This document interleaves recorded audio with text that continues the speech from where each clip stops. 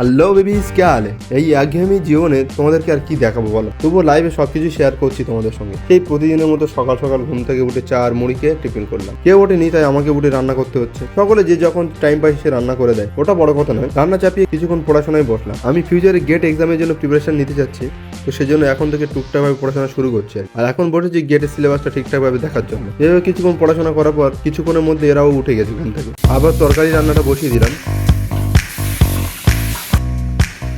আজ কলেজ থেকে গ্যাপ সার্টিফিকেটটা নিয়ে আসতে হবে, তাই রেডি হচ্ছি। আমি আর আরিফ এখন যাচ্ছি কলেজ। এসবিউতে এসে চলে এলাম direct NX building, room number 204। রনিশ স্যারের কাছে চলে এলাম। কলেজের সমস্ত সার্টিফিকেটের দায়িত্বে আছে রনিশ স্যার, যেমন বোনাফাইড সার্টিফিকেট, গ্যাপ সার্টিফিকেট ইত্যাদি আরো অনেক কিছু সার্টিফিকেট যেগুলো হয়। বাট আমার গ্যাপ সার্টিফিকেটটা এখনো পর্যন্ত অ্যাপ্রুভ হয়নি কলেজ থেকে, তাই একটু কলেজ এরিয়াটা ঘুরে ঘুরে চলে এলাম বাইরে। যাই বলো গাইজ, কলেজ এরিয়াটা খুব সুন্দর, তাই না? কাছাকাছি শাইনবাগনা থাকে, তো তাই কাজটা না হয় চলে এলাম শাইনবাগনার কাছে। আর এখন বাজে প্রায় 4:30। স্টলটা ওপেন করতে হবে 6টার সময়, তাই শাইনবাগনার কাছে এলাম। এখান থেকে দুজনে চলে যাবো একদম স্টল ওপেন করতে।